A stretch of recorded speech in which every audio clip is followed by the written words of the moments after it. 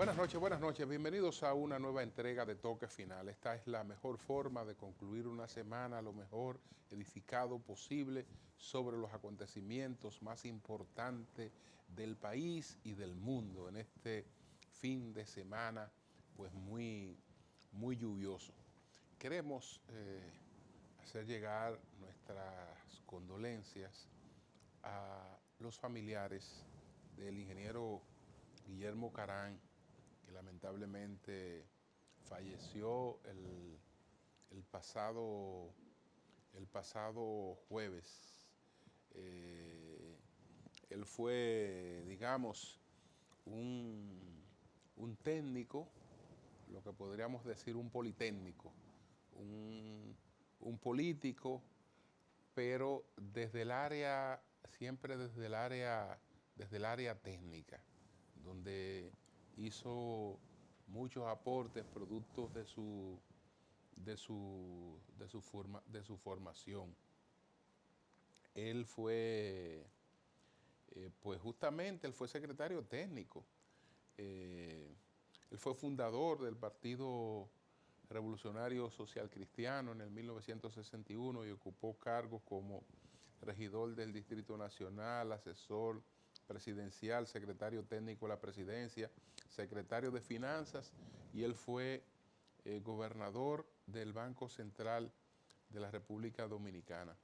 Entre otras cosas, él se graduó de ingeniero civil en la Universidad Autónoma de Santo Domingo y más tarde como planificador regional en el Instituto de Planeamiento de Lima con asesoría de la Universidad de Yale. Entonces, escribía sus artículos, siempre estaba pendiente de la marcha del país, sobre todo en materia económica, y daba a conocer sus opiniones con mucho respeto siempre e independencia. Una persona muy decente, muy afable. Lamentamos mucho la partida del ingeniero Guillermo Carán.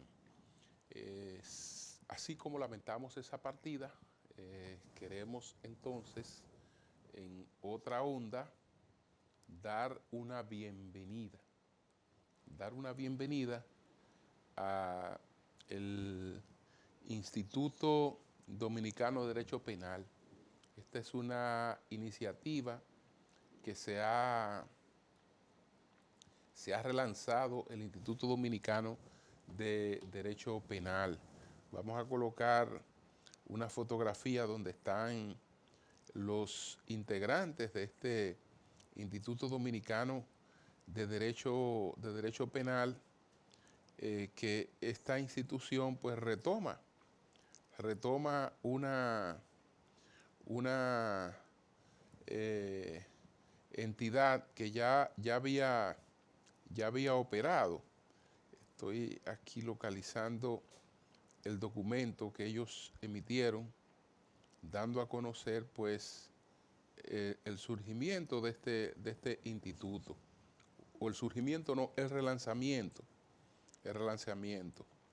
El instituto es una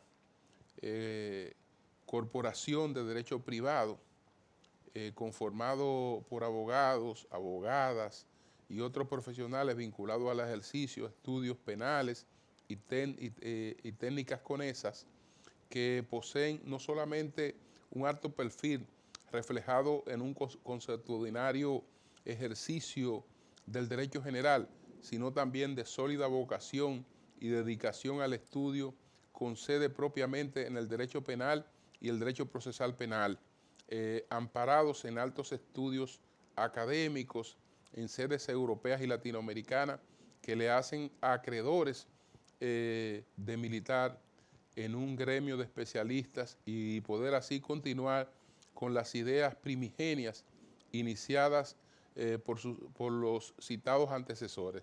Los citados antecesores que crearon este instituto son los doctores Ramón Pina Acevedo y Héctor Ortega.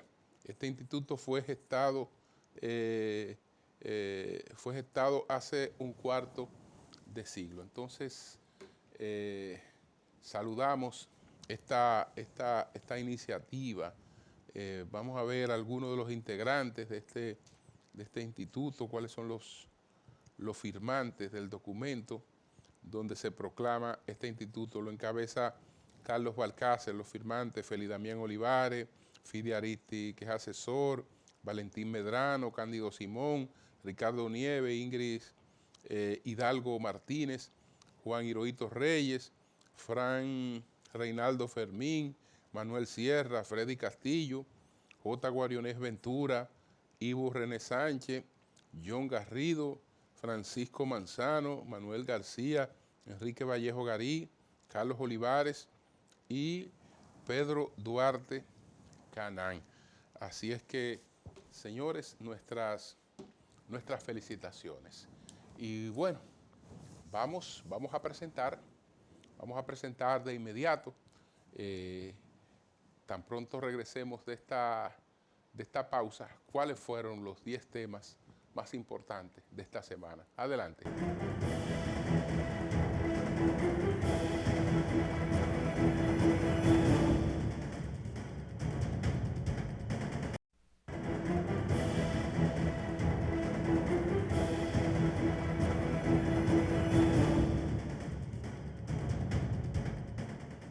Bueno, señores, el tema de la avería en el Aeropuerto Internacional de las Américas, pues ha seguido en la palestra, porque el hecho es un hecho que amerita de que se le preste atención. Eso no debería ocurrir y habla muy mal de un país donde una cosa como esa ocurra.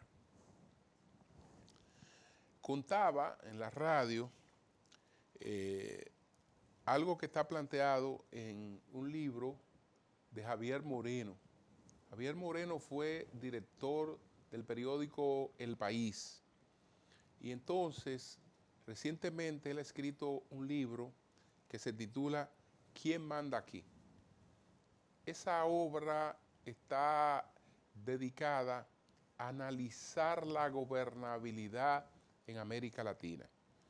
Y él ha conversado con 8 presidentes de América Latina y ha evaluado los procesos en América Latina durante los últimos 30 años, enfocando todos los problemas de gobernabilidad, por qué realmente somos, digamos, la región más desigual del mundo, no la más pobre, y por qué siempre estamos frente a los mismos problemas agravados sin soluciones. A eso está dedicado, muy interesante esta obra de Javier Moreno, ¿Quién manda aquí? Entonces él cuenta que en un momento él llega a Perú para una entrevista con el presidente Martín Vizcarra, y en el aeropuerto internacional, al llegar se encuentra con un apagón y la salida, migración, todo sumamente traumático. Una pérdida de más de 2 horas para realmente hacer los trámites de migración y salida del aeropuerto en una situación caótica. Y él tiene su agenda de temas para tratárselo en la entrevista al presidente Vizcarra. Pero se termina haciendo otra pregunta. ¿Qué preguntarle al presidente de un país donde en su principal aeropuerto se produce un apagón? ¿Qué se le puede preguntar al presidente de un país donde ocurra una cosa como esa? Eso no debe ocurrir. Pero bueno, el asunto es que ocurrió y el gobierno sabe que enfrenta cuestionamientos, porque evidentemente o que Aerodón ha tenido descuido o tal vez se produjo cualquier otra situación. Entonces se intentó una respuesta rápida, para demostrar que el gobierno es enérgico.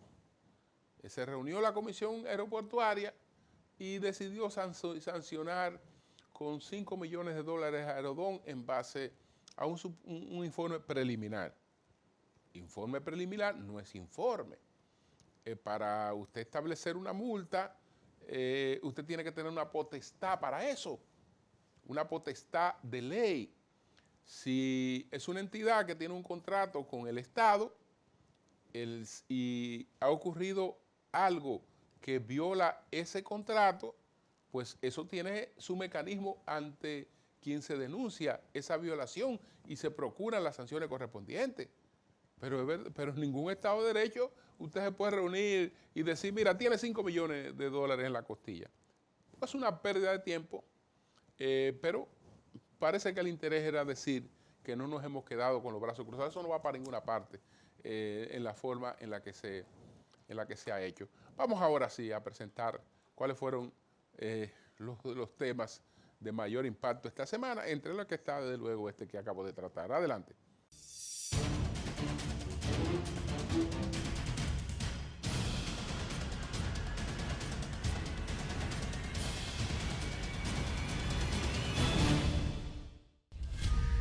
El presidente Luis Abinader participó el pasado martes en la apertura de la 80 Asamblea General de la Organización de las Naciones Unidas, ONU, encabezada por el secretario general Antonio Guterres. En su discurso ante el Pleno, el presidente Abinader presentó la visión y propuestas de la República Dominicana frente a los principales retos mundiales que enfrenta la humanidad en un contexto internacional marcado por conflictos armados, crisis migratorias, desigualdades económicas y los efectos del cambio climático. Su discurso estuvo centrado en la crisis haitiana. El jefe de Estado advirtió que la indiferencia internacional ante la violencia de las bandas representa un riesgo para la estabilidad regional y reiteró que República Dominicana seguirá defendiendo su seguridad al tiempo que promueve soluciones colectivas para Haití. Además de su mensaje sobre la crisis haitiana, Abinader destacó los avances de la República Dominicana en estabilidad institucional, reducción de la pobreza y atracción de inversiones extranjeras en sectores como turismo, zonas francas, dispositivos médicos y cigarros. El mandatario agotó además una agenda de encuentros bilaterales y reuniones con organismos multilaterales en el marco de la Asamblea. Abinader se reunió con el secretario de Estado de Estados Unidos, Marco Rubio, con quien abordó temas de seguridad regional, entre ellos el tráfico ilícito de armas y drogas. Ambos líderes coincidieron con la urgencia de mantener el apoyo internacional para brindar seguridad y estabilidad al pueblo haitiano, incluyendo la aprobación de una resolución en el Consejo de Seguridad que autorice la creación de una oficina de apoyo de la ONU para Haití. El gobierno de Estados Unidos urgió al Consejo de Seguridad de la ONU a aprobar una nueva misión de seguridad para Haití compuesta por 5.500 efectivos y con el mandato de combatir las pandillas. El subsecretario de Estado estadounidense Christopher Landau pidió que se apruebe la resolución presentada por su país antes de que expire el mandato de la actual misión multinacional de seguridad liderada por Kenia el próximo 22 de octubre. Estados Unidos y Panamá presentaron una resolución ante el Consejo de Seguridad para establecer una fuerza de supresión de pandillas más amplia y una oficina de apoyo de la ONU en Haití con el respaldo del país caribeño y de los 32 miembros de la Organización de los Estados Americanos, OEA. La nueva misión, señaló Landau, estaría compuesta por más de 5.500 efectivos, más de 5 veces el tamaño de la misión MSS actual, y operaría bajo un mandato autorizado por el capítulo 7 de la Carta de Naciones Unidas, que regula el uso de la fuerza para restaurar la paz. Bajo este mandato, la fuerza estaría facultada para combatir proactivamente a las pandillas y restablecer la seguridad en Haití, agregó el subsecretario de Estado estadounidense. 47 vuelos afectados, 2 cancelados, 9 desviados, 19 retrasados y 5.000 pasajeros afectados con destinos en Norteamérica, Sudamérica, el Caribe y Europa fue el resultado de una falla eléctrica que ocurrió el pasado domingo en las instalaciones del Aeropuerto Internacional de las Américas, donde entrada la noche aún había áreas sin funcionar plenamente, según informó Luis José López, director de comunicaciones de la empresa administradora de aeropuertos dominicanos Aerodón. El percance se produjo a las 9:18 de la mañana. Una avería en una seleccionadora, equipo que redistribuye la energía hacia las diferentes subestaciones eléctricas, convirtió el Aeropuerto Internacional de las Américas José Francisco Peña Gómez en un caos. Sin electricidad, las mangas que conectan los aviones a la terminal quedaron inoperantes y los pasajeros debieron desembarcar por escaleras y caminar acalorados. Los equipajes fueron manejados manualmente a la llegada y salida de los vuelos, lo que acrecentó los retrasos. Esto obligó a que varios de los vuelos fueran desviados hacia el Aeropuerto Internacional de Punta Cana y el Cibao en Santiago. De su lado, la Comisión Aeroportuaria ordenó a Aeropuertos Dominicanos Siglo XXI, Aerodón, el pago de $5 millones por los daños ocasionados tras el fallo eléctrico del pasado domingo en el AILA. La Comisión Aeroportuaria adoptó la medida tras un informe preliminar que atribuyó la falla del pasado domingo al colapso de la celda seleccionadora de media tensión en la terminal norte y a la indisponibilidad del sistema de respaldo. Además de la multa, Aerodón deberá cubrir los costos ocasionados a pasajeros e aerolíneas y ejecutar una intervención estructural en el sistema eléctrico del aeropuerto en un plazo de 3 meses.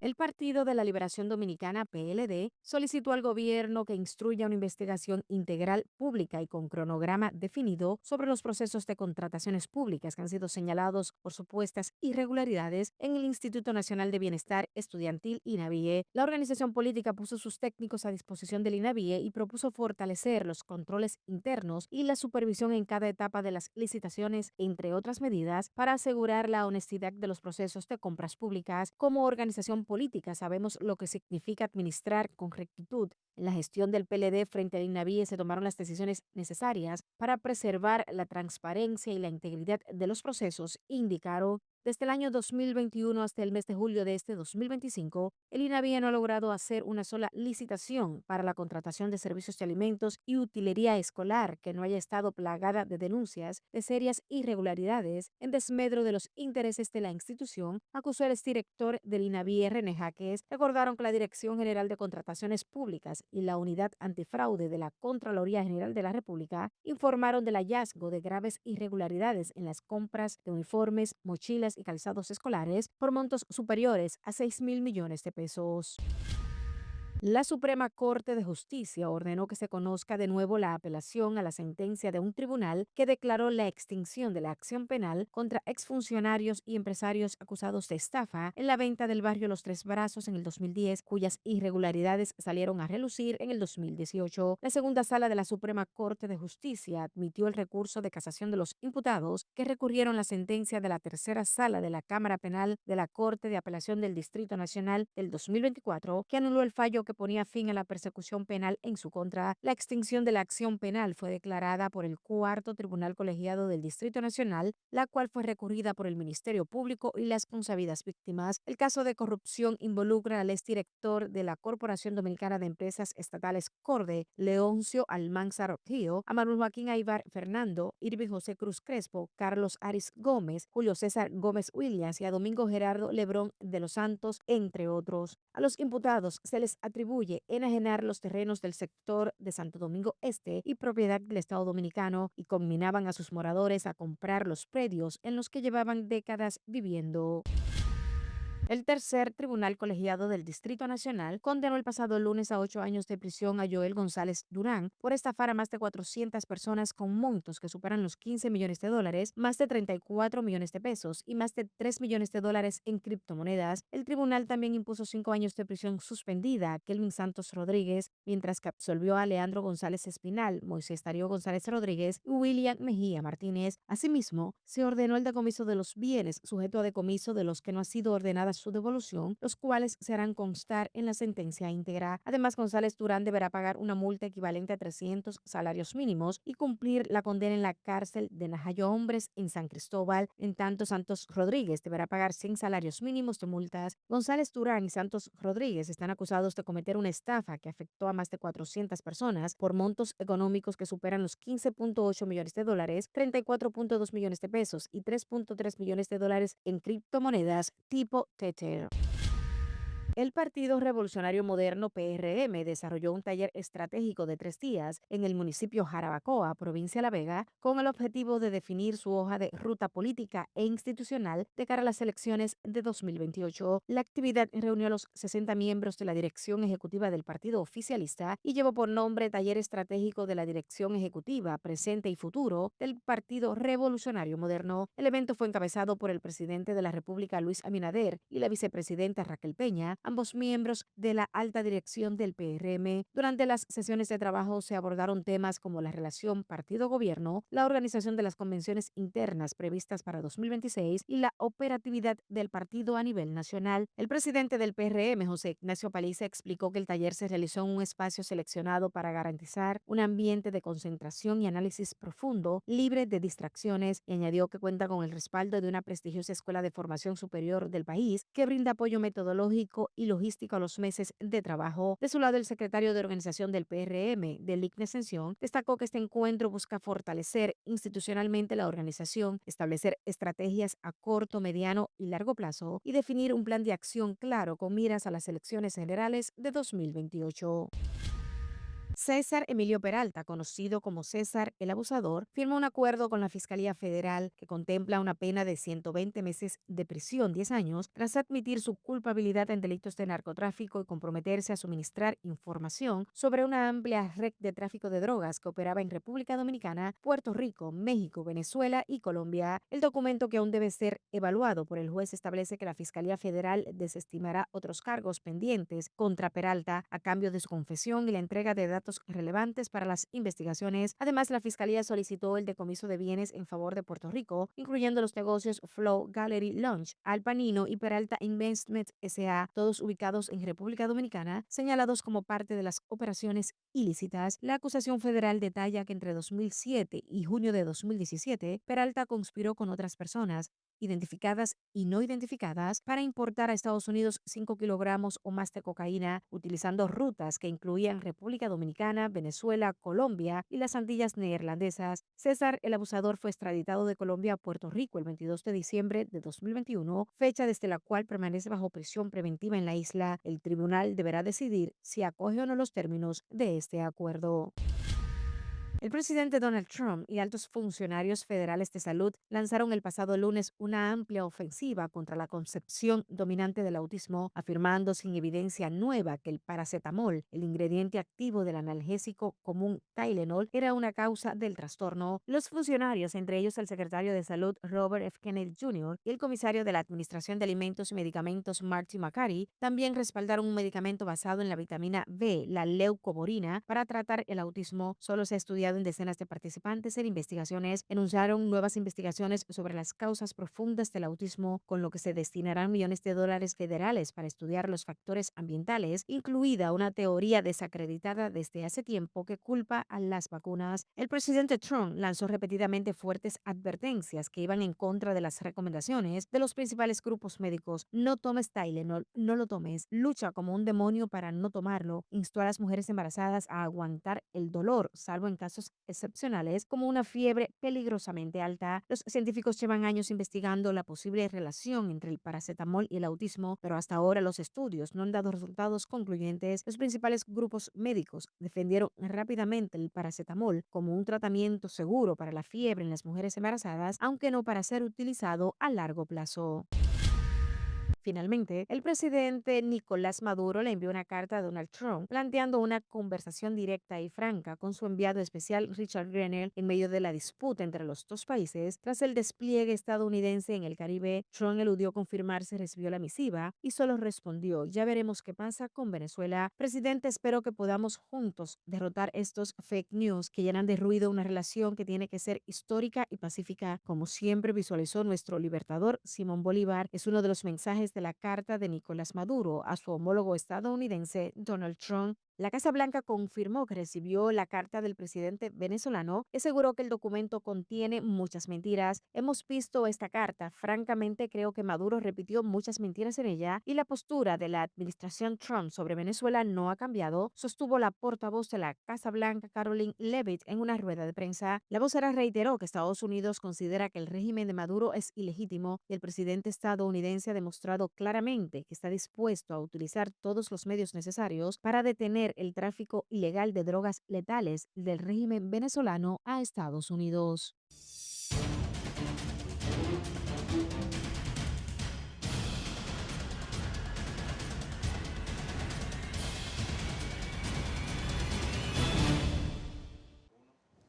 Una pausa, retornamos en breve.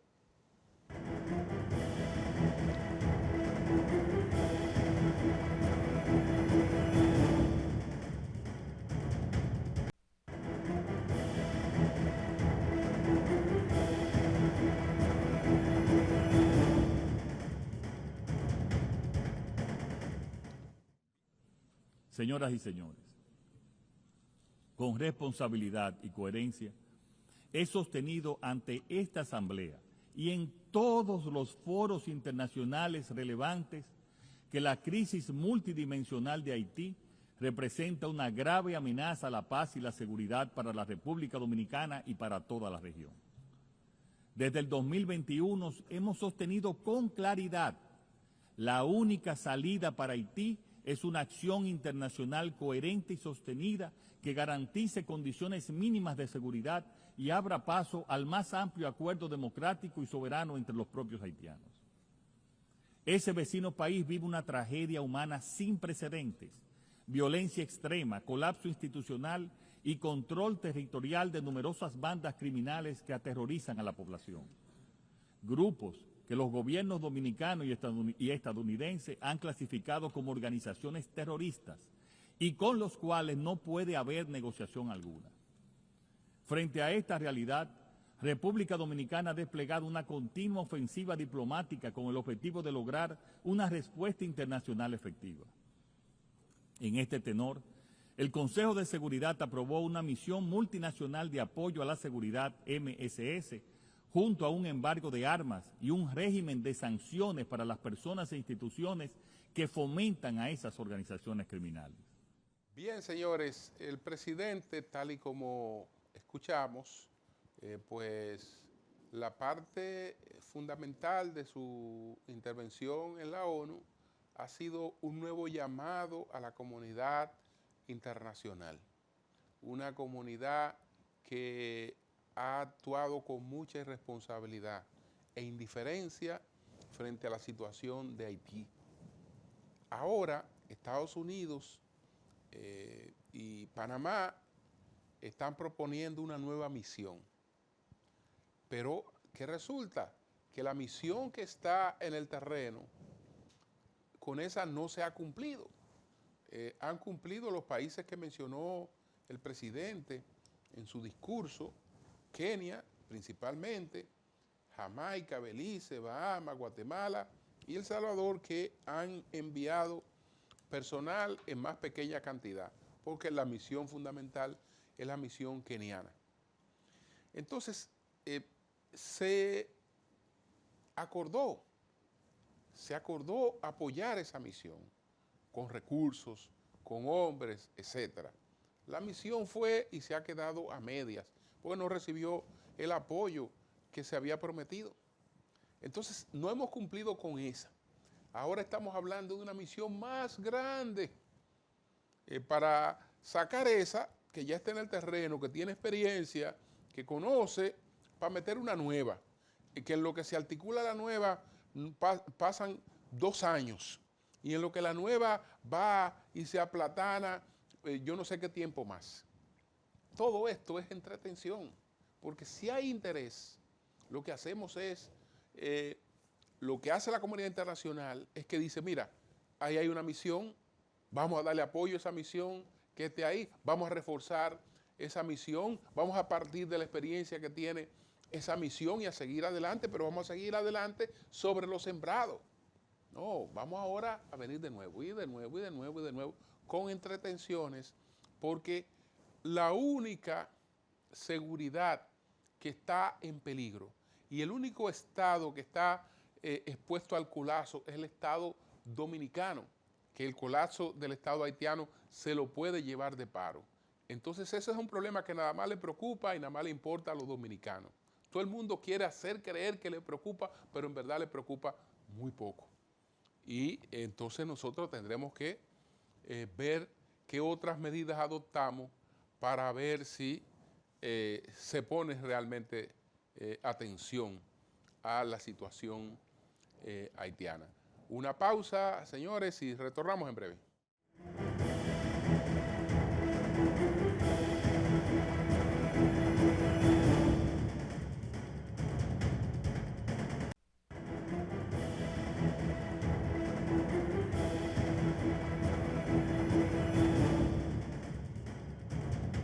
Bueno, a propósito de las expectativas sobre una nueva misión, si es que se aprueba, si es que China y Rusia no lo objetan, nuestro equipo consultó al licenciado Víctor Villanueva, que además de abogado es experto en política internacional.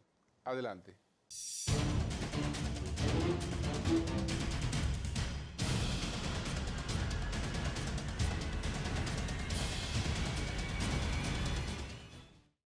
¿Qué expectativas tienes sobre la solicitud de aprobación de una fuerza internacional para enfrentar las bandas haitianas antes de que concluya la misión encabezada por Kenia? El próximo 2 de octubre vence el mandato de las fuerzas que están desplegadas, fuerzas policiales que están desplegadas en Haití, encabezada por Kenia, y que ha sido un rotundo fracaso dado a la no participación de los países que así tenían la responsabilidad de sumarse a estas fuerzas en este territorio de Haití. Y aunque hay una resolución, un proyecto de resolución planteado tanto por Estados Unidos y Panamá para renovar este mandato antes de que perima, esto creo que no será posible dado a que el interés internacional no está centrado en la problemática haitiana. El interés internacional está centrado en otros temas que también la diplomacia dominicana, de manera presidencial a nivel bilateral, no ha logrado establecer una agenda estratégica de visita y viajes a países que sí tienen el interés en cuanto a lo que puede acontecer o alguna responsabilidad de lo que pueda acontecer en Haití. A la vez, hemos actuado de una manera un tanto fuera del orden de la lógica con países que tienen capacidad de veto y que han mostrado en otros momentos algún punto de interés con respecto a la situación de haitiana. Me refiero al caso directamente tanto de China y Rusia, en donde el trato de la diplomacia dominicana no ha sido el mejor en términos de política exterior, y esto obviamente nos aleja en cuanto a haber generado una aptitud de neutralidad, al menos de estos países, para evitar la conformación de un veto en el Consejo de Seguridad de las Naciones Unidas. Rusia y China podrían ejercer el veto o simplemente se abstendrían, como en la ocasión de la misión de Kenia. ¿Apoyarían el llamado a aportar hombres y recursos los países convocados por los Estados Unidos? En reiterados momentos, tanto Rusia como China han vetado o han dejado de lado el interés de apoyar lo que es la conformación de una debida fuerza multinacional de paz en territorio haitiano. Dentro de las operaciones de mantenimiento de paz existen esencialmente 4 categorías, pero hay una de ellas que es la que se debió de haber conformado en Haití. Actualmente hay una fuerza de seguridad conformado por policías, pero las operaciones de mantenimiento de paz tienen esencialmente 2 grandes bloques y se subdividen en otras categorías, pero los principales bloques están centrados en operaciones de mantenimiento de paz y operaciones de imposición de la paz. Y en el caso a fuego abierto que se tiene en Haití, se debió de haber aprobado una resolución de una fuerza de imposición de la paz, peace enforcement. Y esto no ha acontecido así. Esto se ha relajado dado a que el mandato que reviste una fuerza de operaciones de imposición de la paz está amparado en el capítulo 7 de la Carta de las Naciones Unidas, y ese mandato reviste de debida inmunidad a todos los actores cascos azules que estén en territorio, y a la vez, en términos tácticos, puede también hacer una persecución militar sin necesidad de ser autorizado previamente, sin necesidad de llevarlo a un punto de consenso con ninguna de las partes en el territorio. Por lo tanto, dado a lo que ha acontecido, esas masacres que han acontecido en Haití, vergonzosa para el siglo XXI, estas operaciones debieron estar revestidas legalmente de ese instituto de una operación de imposición de la paz.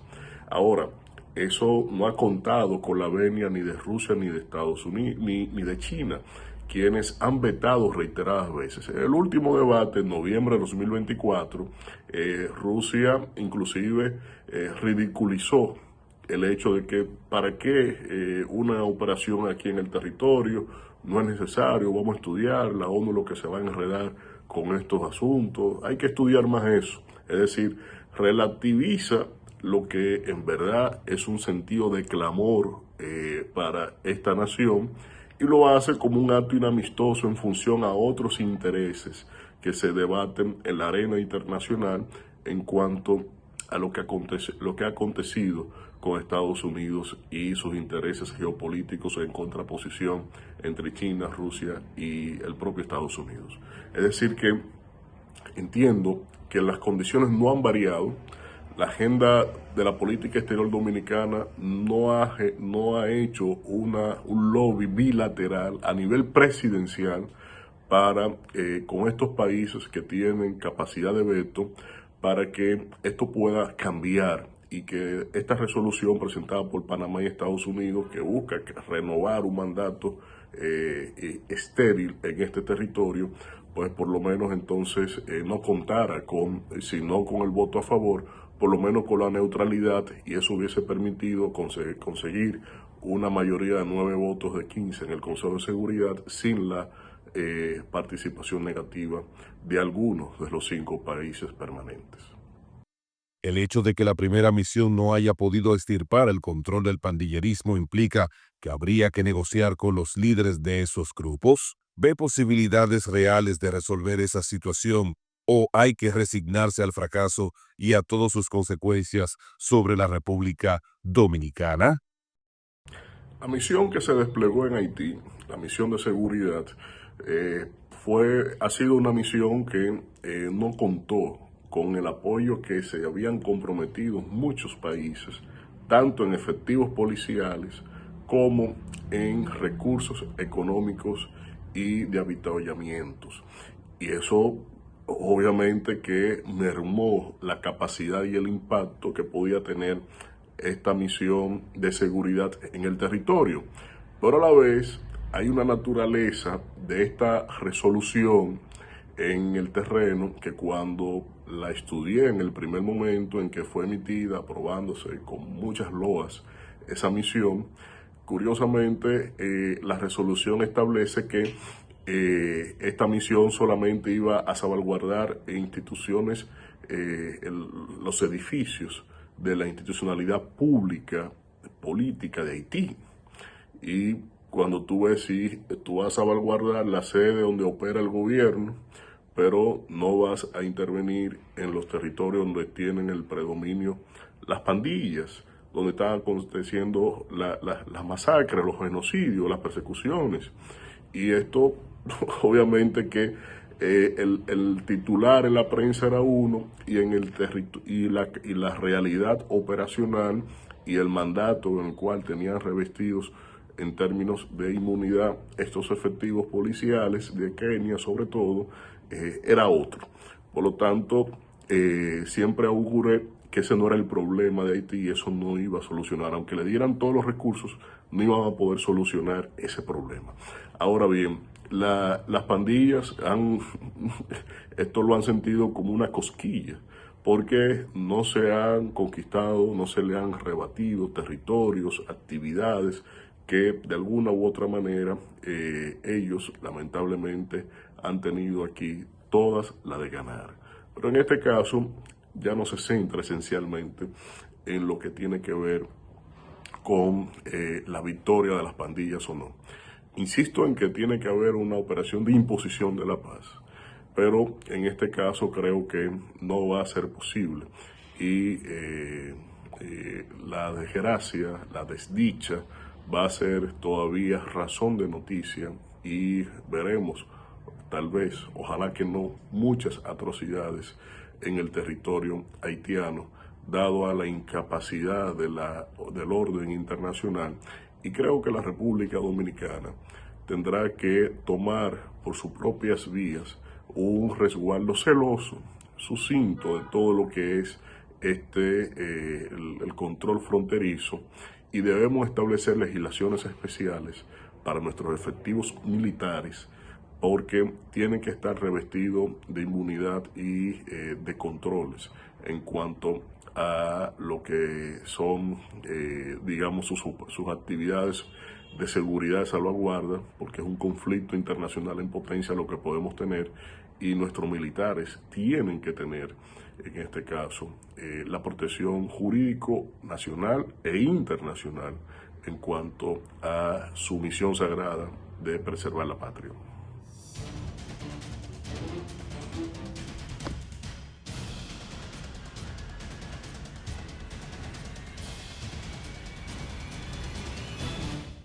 Una pausa y en breve con el segmento final.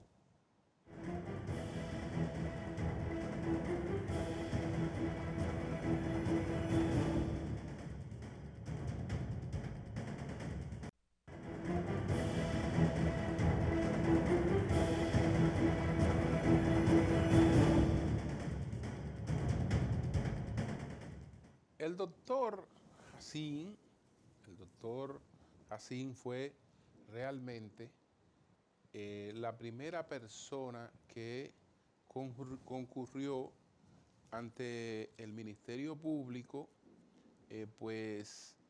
presentando situaciones de irregularidad que el doctor Santiago Hassin había descubierto en SENASA. Lo hizo en noviembre de 2024, antes de que aparecieran denuncias públicas sobre la situación del SENASA, lo que deja claro que él no era parte de esas irregularidades. Cuando la descubre, la pone en conocimiento tanto del presidente como del Ministerio Público, para que se hagan las indagaciones correspondientes. Era el director. Como director, uno tiene responsabilidad sobre todo lo que ocurre en una institución, y a veces ocurren cosas a espaldas de uno, sin que el director sea parte de esas cosas. Él pudiera tener responsabilidad como director, pero no creo que nadie piense que el doctor Santiago Hassin sea una persona que fue a servir a una institución con el ánimo de lucrarse con acciones irregulares, porque él no tenía la menor necesidad de eso, y su conducta creo que tampoco es una conducta vinculada con ese tipo de acciones. Vamos a ver finalmente, yo le voy a dejar con las palabras que él le dirigió al país esta semana, y con eso nos despedimos. Adelante. Hoy quiero reiterarle al país que durante los años de mi gestión en SENASA condujimos esta institución con honradez y transparencia. Y queremos recordarles que fuimos nosotros que fuimos al Ministerio Público a mandar a hacer una investigación sobre un fraude que habíamos detectado en la institución. En noviembre del 2024, a través de la Consultoría Jurídica de SENASA, depositamos en el Ministerio Público la prueba del fraude millonario que se estaba haciendo en SENASA a través del sistema de autorización médica en nuestra institución. Sé muy bien que para el servidor público se le puede cuestionar cualquier cosa. Mi honestidad no está en juego. La transparencia de SENASA, mucho menos. Lo que sí queremos decirle a cualquier entidad que cada vez que requieran de mi presencia para aclarar, discutir, hablar sobre lo que ha pasado en SENASA y sobre la honestidad con que tratamos la institución, estaremos dispuestos a presentarnos una y otra vez hasta que esto se aclare y podamos demostrar que fueron unos años de transparencia y honestidad en SENASA. Durante semanas hemos escuchado sobre el tema de SENASA. Pacientemente y sin contestar hemos dejado que todo el mundo se exprese. El doctor Santiago Jacín, un ortopeda reputado, cirujano ortopeda, gestionó el SENASA durante 5 años. Son 5 años que en todos los comentarios que se han dicho, lo único que no han podido decir fue que sustrajo dinero de manera irregular del SENASA. En ese sentido, hoy comparecemos por primera vez por el doctor Santiago Jacín. Y en ese sentido, lo único que queremos es que, tal como él hizo en el año del 2024, la denuncia que interpuso sea esclarecida, porque es él quien inicia la investigación. Estamos contestes con la declaración del presidente de la República de que esto se tiene que aclarar, porque de eso se trata la función pública. Sin embargo, no se trata de sacar al aire situaciones que tendrán que ser esclarecidas en justicia. Y en ese sentido, el señor Santiago Jacín se pone a la disposición del Ministerio Público para cualquier investigación que realice. Está aquí, está presente, está trabajando. Y en ese sentido, esperamos pacientemente la investigación por parte del Ministerio Público.